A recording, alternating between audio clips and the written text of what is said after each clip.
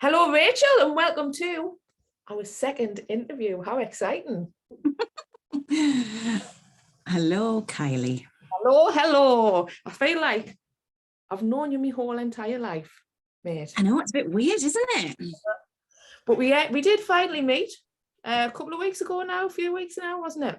Yeah, it's actually quite a while ago. It was way before Christmas, wasn't it? Yes, we did. So we'll get on to that because it's interesting how kind of relationships kick off on social media, which is what the lounge is all about, isn't it?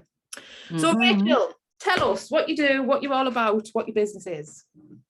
Okay, so primarily I'm a primary teacher, have been for 20 plus years, but did a combined teaching and art degree when I was at university, and then never did anything with my art.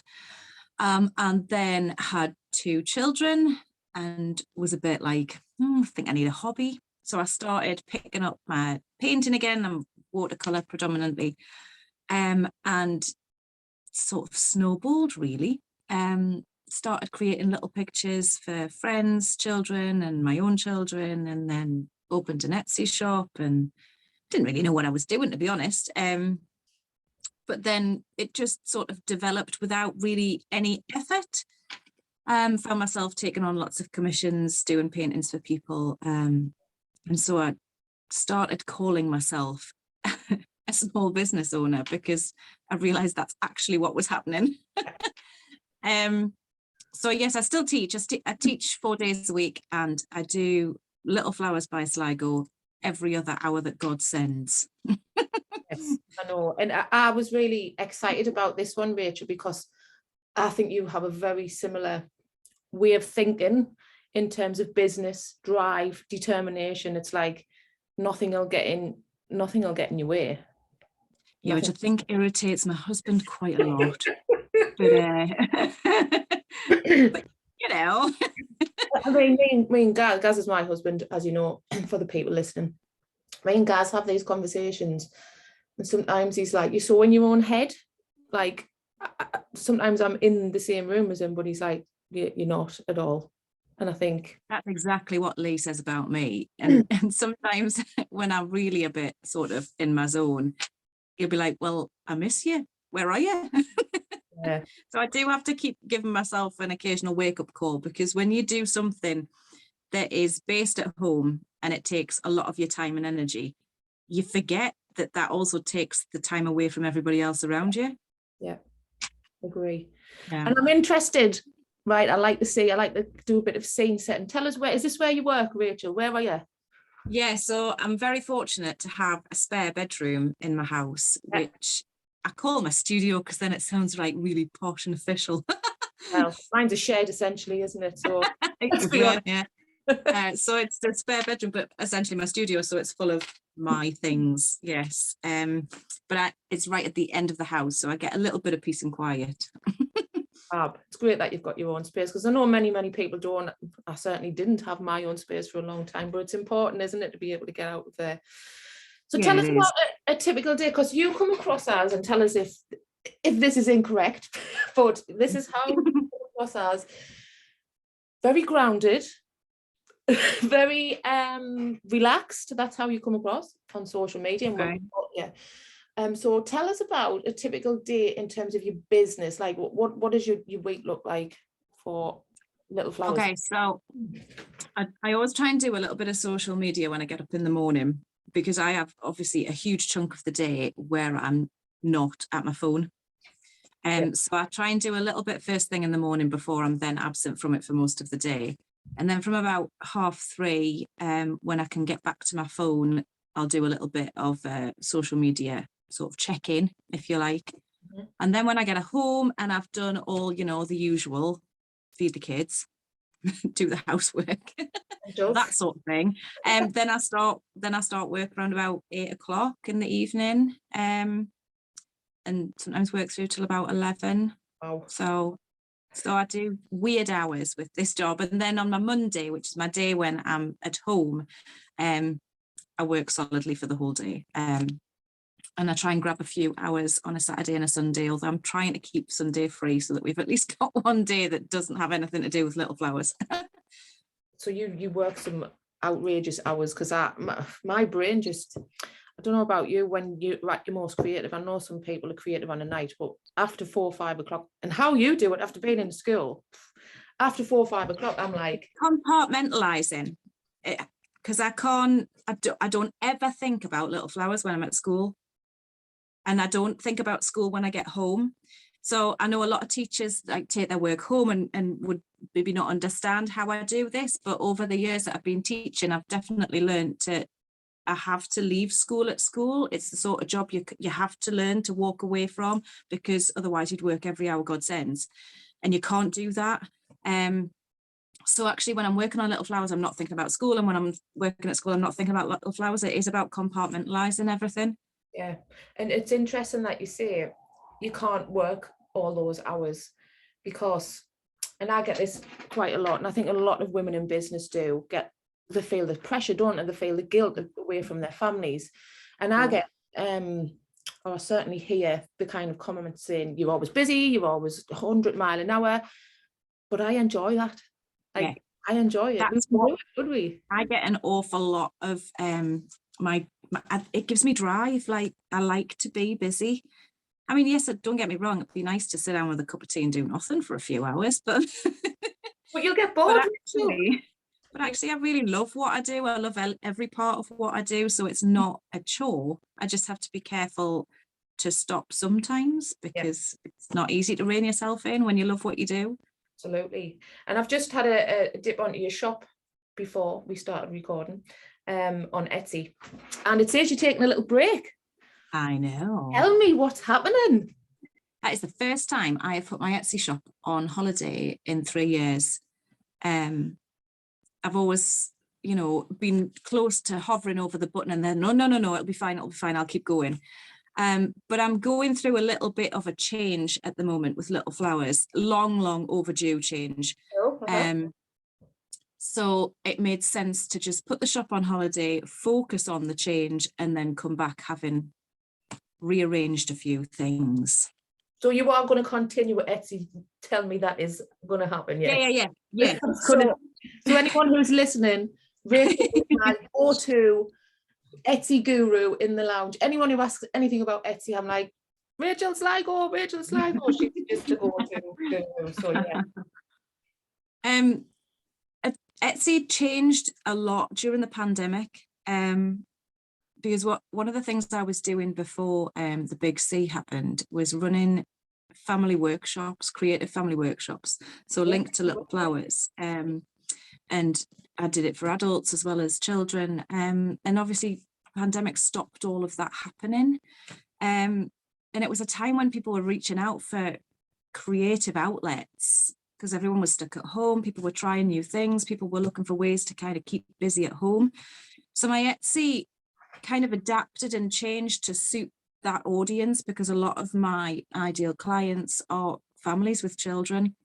So I started to incorporate a lot of things that would suit that client base, which worked out extremely well for me. And I really just took a bit of a punt and started selling eco-friendly stationery to kind of go alongside my products, which took off immensely during the pandemic. But it was serving a purpose at the time, because it was fitting the situation in the country. So, and now we're, heading out of that, I think. I want to get back to what my business is essentially all about, which is the artwork, the watercolor work. And really, one of the other reasons why my business changed is because our family circumstances changed, and what had initially been a hobby that I was doing to sort of make a little bit of extra cash had to become a second job because of our circumstances. So I had to prioritize those things that were going to be most profitable for me, basically. Okay, well, I'm excited to see what comes out of it. And if you look at Rachel's social media, specifically Instagram, right, you'll just be blown away by the brand. The branding is superb. And I know we've chatted about Instagram and I would love hearing the socials. But if you're anyone out there who's looking for something to be inspired from in terms of branding, marketing, go and have a look. at Rachel's. Oh, thank Little you. flowers on I did have some help with that, but I am really proud of it because well, I love how it looks. yeah, and it's interesting how you mentioned about your ideal client. You know how much I certainly bleat on about ideal client and how important it is. You can totally tell the type of families that you're reaching out to, like the kind of affluent families who are looking at for that type of commission piece in their home. It screams out, and it's perfectly done. So awesome. Thank you. Talking about terms of break, having a break, right? You have been quite honest about it as well. You've had to have time from social media as well, haven't you? You've had those types of breaks. I think it wasn't so long ago, was it? You had. No, it wasn't. No. Talk to me, because it's important for me that the lasses in the lounge hear about our experiences, because the lounge was born from my experience that I had on social media. What led to you having that break, and I suppose how did you spot that you had to come away from it? So going back a year, when we're in the midst of the pandemic, everyone was at home. I developed an online market, if you like, for northern businesses. And we were doing virtual sales on Instagram. So during that time, I was running my own social media. I was running social media for a friend. I was running social media for the market. And essentially all I was doing was social media. And it was generating quite a lot of traction. Don't get me wrong, you know, the numbers for the market were rising all the time. People were interested. There was a lot of interaction, but it's all I was doing. And I wasn't doing any artwork. I didn't have time. Then fast forward a year, when I haven't got quite so many aspects of social media to juggle, I still have to be extremely careful with my time on social media, because as anybody who runs a business online knows, it's like falling down the rabbit hole. One thing leads to another thing, leads to another thing. And if you haven't got an intention when you go online to do what you're going to do, it's so easy to get lost and waste so much time. And as I've already explained what my day looks like, I ain't got time to waste. So I have to be really, really controlled about what time I spend. And actually, it was other people around me that were starting to point out that how much time I was spending that I hadn't even noticed, because I just got lost in it. So I needed to take a step back. But I also more recently have kind of tried to lay aside the guilt that comes with it, because we've got enough guilt as it is. I've got mom guilt, I've got wife guilt, I've got business guilt. I don't need social media guilt. And one of the things that I had to say to myself is, do you know what? If you don't post, it doesn't matter. What have you lost? Like, seriously. Yes, I know it's good to be consistent. Yes, I know that you've got to think about your time and your scheduling and all of that. But do you know what? It's not the end of the world if you haven't posted for a few days. Get over it. But I was getting, oh, I've not done what I need to do. It's like, go on. I mentioned this the other day in the lounge about time, and you know, if you went on and done, because as you know, I do loads on social media, but I'm very clever at looking like I'm on there all the time, but I'm not, or else I wouldn't get anything done. Exactly. But like, even if you went on and done one value added activity for the week, right? Instead of going on and scrolling and looking and that, your people are going to remember that one value added activity rather than anything else. So it really, really doesn't. It's like, I mean, you tell us your experience. How long did you have away from social media? Was it a couple of weeks? Was it? Yeah, a couple of weeks. Yeah. And what happened when you came back? Absolutely nothing. Nobody died. My business didn't fold. It was all right, and I felt better. That's the thing. It's all about looking after yourself as well, isn't it? Because you do get lost in all your jobs and all your spinning plates, and you've got to look after yourself. But it's not easy. Yeah. So let's talk about the lounge then, Sligo. I looked back at how long you've been. You actually joined on the day I opened it. Yes, I did. June the 21st. And we have a complete we have a complete mix of members in there, right? So we have like the lurkers in the background. We have the people who go in there and it's like their daily daily gossip place, isn't it? I think you've got a really healthy balance in terms of you go in and if you have a question you need answering, because we ask all sorts in there. And also you're there if I'll tag you if I need some support for something. Just share a bit of the experience that you have from the lounge. So I remember when you were first talking about doing the lounge before you opened it. And, honestly, it seems in my mind like it must be years ago.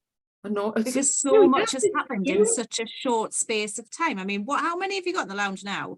2,200. I know. And it's funny because I've been in it from the beginning. I'm a little bit sort of, I feel like I'm part of a family. In fact, I actually told somebody today to join, and they have. Excellent. Do you know what they said? They were like, "Oh, I've heard about that." I was like, "Yes, you have. Yes, you've heard about it." But yeah, I wouldn't say I'm a lurker. I basically try and check in once a day. I have a little look at what's going on. I don't always comment. If it's not relevant to me, I don't get involved. That's just self-preservation. Yeah. Because don't get me wrong, I could comment on everything if I wanted to, but again, I have to be precious with my time.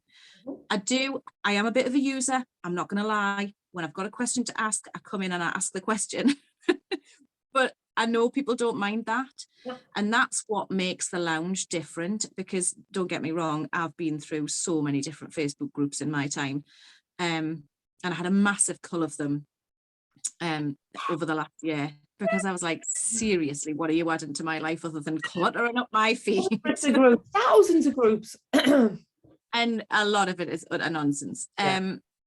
But what's different about the lounge is that actually it's accepted that it is a drop-in, and everyone's coming from very, very different backgrounds, very different businesses, very different experiences. And that's what makes it so special. You haven't got this one group that's catered for. Actually, it caters for everybody.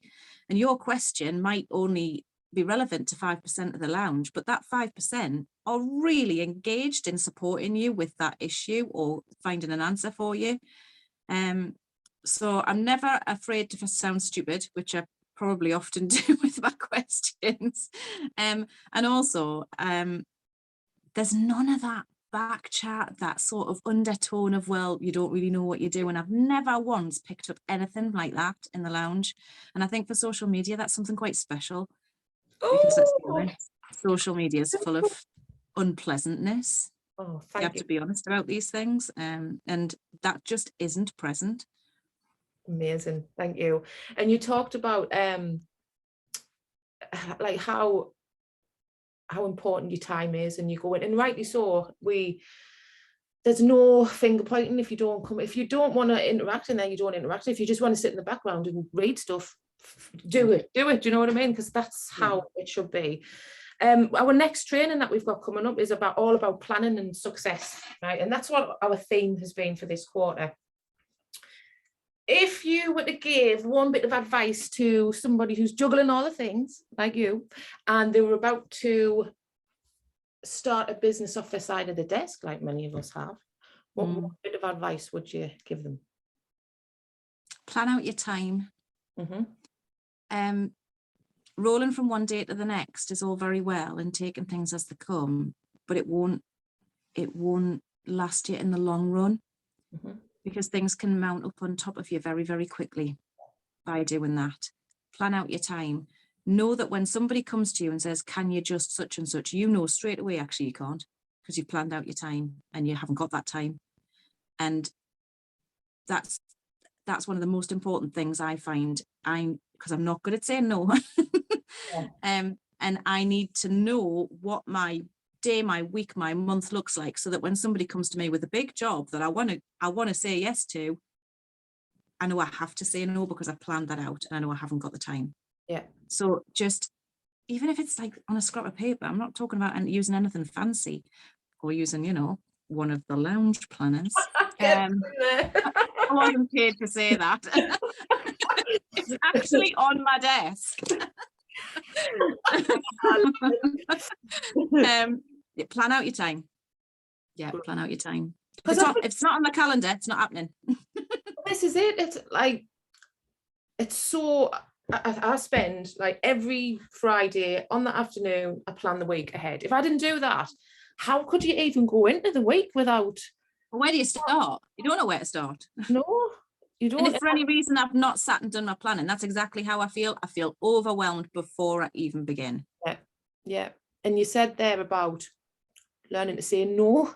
I think when you first start a business, you very easily get sucked into saying yes to everything, don't you? Yeah, you do. Because you feel you have to build your business. And you do kind of at first, but you have to be selective. Agree, totally agree. Okay, so let's get on to our weekly part of the show. I think I'm so snazzy with this part of the show situation, you know. This is called Why I Last, because we're going to find out who knows what about you, Sligo. Okay. So our team might not be very interesting. Our team are a bunch of absolute lunatics, so God knows what's in here. I've asked them all to write down a question for you. And it's from our baby massage guru, Angela Laverico. Angela Laverick wants to know, who did you have on your walls as a teenager? Oh, it's easy. He's 17. He's 17? Yeah. Oh, see, I was who was the other one? Who take that? Oh no, I was not in the take that camp. No. He's 17, and I had a massive poster, and they all had their shirts off, and my mother had a fit. She was like, "Take that off your wall." Yeah, she was horrified by it. I had quite a strict upbringing, and that did not fit in at all. So yeah. All right, yeah. That was them, wasn't it? Everything's gonna be all right. House of Love. Yeah. Did you go and see them? I wish, as if that would have been allowed. Oh, brilliant. Well, that has been awesome. Thank you so much for coming on, Rachel, and all the success for 2022 and onwards, because I'm sure you're going to go on to more great things. Let us know where we can find you, or where's the best place to come and find out more about Little Flowers by Sligo. So my website, www.littleflowersbysligo.co.uk, and that kind of summarizes all the different things that I do, all my different branches, and my book illustrations, which I didn't mention either. So all of that's on there. Yeah. Brilliant. Thank you so much. See you later. See you later.